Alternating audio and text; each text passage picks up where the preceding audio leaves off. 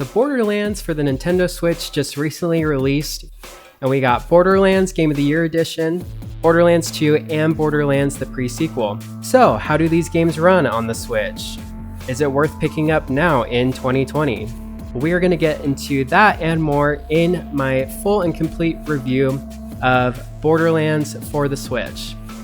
What's going on, you guys? Thank you so much for tuning into this video. My name is Ryan, aka Arpit. Like I said, today we're going to be diving into all the three games, basically a full rundown and review of these games, how they run, what they're looking like on the Switch, and really just give you my recommendation on kind of what collection you should buy based on kind of what you're looking for.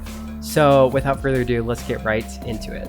Now, I will get this right out of the way. If you want to play these games, be prepared to clear up a pretty decent amount of space on your Switch. So if you just go onto the eShop and purchase these collections, you're looking at 14 gigabytes of space for Borderlands. Borderlands 2 is going to be 22 gigabytes, and Borderlands the Pre-Sequel does come in at the lowest at 13. But if you do want all three games, that is going to be a total of 49 gigabytes that you need space for on your Switch. So that can be kind of tight. You may need to delete some stuff. Just kind of keep that in mind when you're buying this. Now, you can buy a physical version of the Legendary Collection, which does include all three games. However, the cartridge that's provided will only be good with the Borderlands Game of the Year edition, and then a download code is provided for Borderlands 2 and the Pre-Sequel. So regardless, you're going to have to digitally download both of those two games. Now, like I said, there's three different collections that are offered that you can purchase. So you do have the Legendary Collection, which includes all three.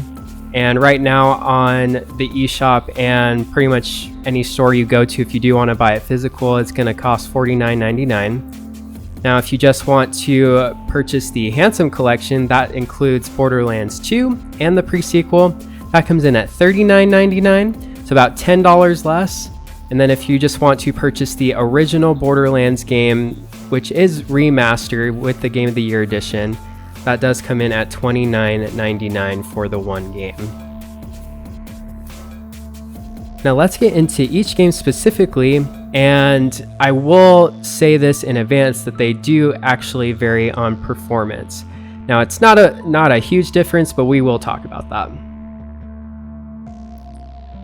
Borderlands drops you in as a vault hunter, and the story centers around your hunter and their quest to open the Great Vault that's talked about on the planet Pandora.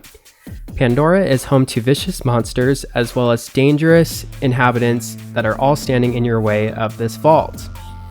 Now, if you're unfamiliar with the Borderlands series, it features a really unique comic book art style that's so fun to play with, and luckily, for the most part, the Switch was able to maintain this really awesome look. When you start out, you have the choice between 4 Vault Hunters, each with different weapon specialties and abilities. Now, all the playable characters in the first Borderlands game appear as non-playable characters in the following games, which I really love from just a story arc position. One big difference with this edition of Borderlands and the original game that released in 2009 is the mini-map that's been added for really easier navigation. And it is the Game of the Year edition with the remaster, so it comes with the first Borderlands game and all 4 DLC packs, which include the Zombie Island of Dr. Ned, Mad Moxie's Underdome Riot, Secret Armory of General Knox, and Claptrap's new Robot Revolution. These can be accessed at any point in the game from the fast travel system, and it really does add on loads of new missions with new areas to explore. So it's really awesome that they were able to include this bonus content, because it really does add on hours of extra gameplay. Now, overall, when it comes to how the game ran, I rarely found any issues, and for the most part, it ran at a really smooth 30 frames per second. Handhold mode didn't give me any issues either. Once in a blue moon, there would be a hiccup here or there, but honestly, this game seemed to run the best out of all three. Some of the textures you run across aren't great, and you could tell they kind of sacrifice some of those textures just to make sure that the main core of the gameplay looked really good. But yeah, really the things that mattered, like the enemies, the weapons, those were all pretty crisp. Now, Borderlands 2 introduces 4 new hunters who are out to find a new vault that has been discovered on Pandora. However, the main antagonist, Handsome Jack, stands in their way. The former 4 vault hunters from Borderlands aid the new vault hunters who lead a resistance known as the Crimson Raiders. Now, one major difference between Borderlands 1 and 2 is the scenery. In Borderlands 1, you get a lot of almost like deserty feel. It's a lot of brown texture and color and all of that, where Borderlands 2, like, it drops you in and it's a lot of ice, and so it's definitely different. You do get into some areas that look very similar to Borderlands, but I really like the refreshing look of this game because it really made the gameplay, it felt like it made it new and kind of exciting. While there is much humor and charm in the first game, Borderlands 2 really does knock it out of the park. I feel like many, if not most people, say that all of Borderlands games, Borderlands 2 is their favorite, and I can definitely see why they feel that way. Now, when it comes to Borderlands 2 on the Switch, for the most part, it ran at a 30 frames per second, just like the original. Maybe there were a little more loading delays in the game, just meaning that things like rocks or buildings would kind of randomly appear when they probably should have been loading a lot sooner. It really didn't happen enough where it really affected my experience with the game though, so I really wouldn't say it's a really huge major issue. Like Borderlands, there are some textures that are sacrificed, but it is really similar in performance. Now, Borderlands the Pre-Sequel is where I did run into a few more noticeable issues, which is kind of a shame because I feel like this game, with the environment and storyline, has really been my favorite of all 3. This game is set between the events of Borderlands and Borderlands 2 and focuses on Jack, who at this point is an employee of the Hyperion Corporation. 4 of the Vault Hunters that you can play as are non-playable characters or bosses in previous games. You can also play as Jack, the doppelganger, and Aurelia, who is the sister of Sir Hammerlock. Being able to play as Claptrap is honestly just my favorite part of this game, and it really does create some hilarious moments between you and other NPCs that had me rolling at times. The difference with this game compared to others is introductions of things like freeze weapons, low gravity environments, and oxygen tanks. Like I said, performance in this game kind of surprised me. After putting in hours in both Borderlands and Borderlands 2 and really not seeing any major issues, I was surprised to find some major loading delay issues in this game. In the character screen that I'll show you right now, after choosing Claptrap as my character, I was changing just the outfit style, and it took a few seconds of just this muddy, kind of gross looking texture. Now, I really just thought this was going to be kind of just this initial point, because like I said, with the previous games, I didn't have any of these kinds of issues that I found. But I found this muddy texture popping up constantly when opening up chests for loot, which was really kind of a bummer. Luckily, I found these moments to only last a few seconds at most, but it was odd finding this issue in this game while not encountering it in the other 2 games. Other than that kind of major difference, it really does run well, and I don't think it's really a big enough issue to, make an ordeal about it. But like I said, it was more of just kind of a bummer just seeing that after finding a lot of really good success with the other 2 games. Now, all 3 games do have gyro controls, which was a big emphasis with these games. I know the developers wanted to make this a big point of emphasis, and they kind of worked this part of the Switch edition kind of from the ground up. So it's really awesome that they took the time to invest the time into it and making it perform really well.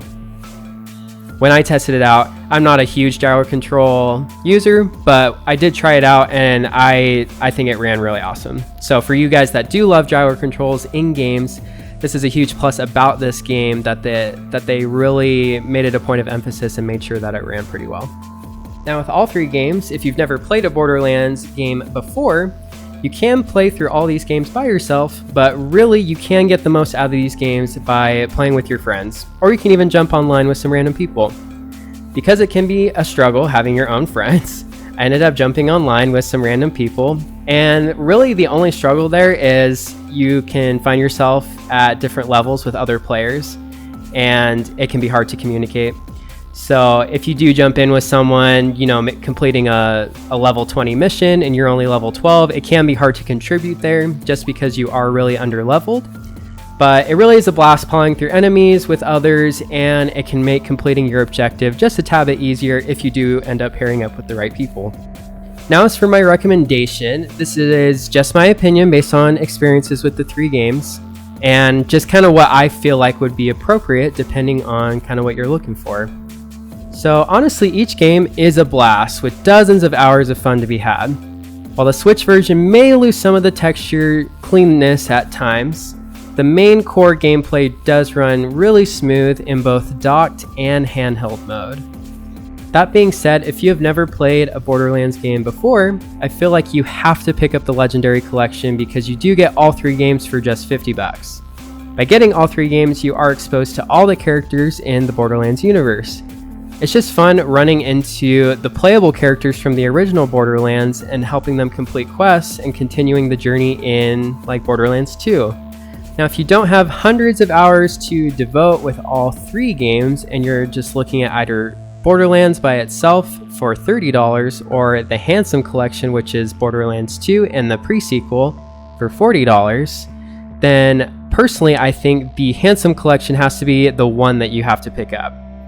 These 2 games build on what was great about Borderlands and just make it that much better. Unfortunately, you are unable to buy either just the Pre-Sequel or Borderlands 2 by themselves, like for really cheap, you know? You might as well get the 2 best games that I feel like are the 2 best games, you know, and it averages out to about $20 a game. Now, when it comes to Borderlands by itself, in my opinion, really the only draw of buying this game by itself is that it does offer the most like added on content as far as like DLC is involved. But if you're really looking for the best value, then this game would have to definitely rank last out of all 3 options. Now I honestly don't think you can go wrong with any 3.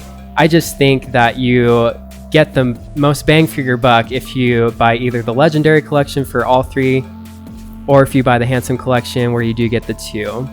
But honestly, all 3 games I found myself having a really, really awesome time, and it's honestly been hard for me to put these games down. Like, it's just been so much fun diving into these games for the Switch, and hopefully in the future we get Borderlands 3 ported over. Now, if you guys picked up any of these collections, definitely let me know which one you picked up down below in the comment section and what you guys thought about it. If you guys are not yet subscribed to my channel, please hit that subscribe button so you don't miss out on any future videos, and I will see you guys in the next one.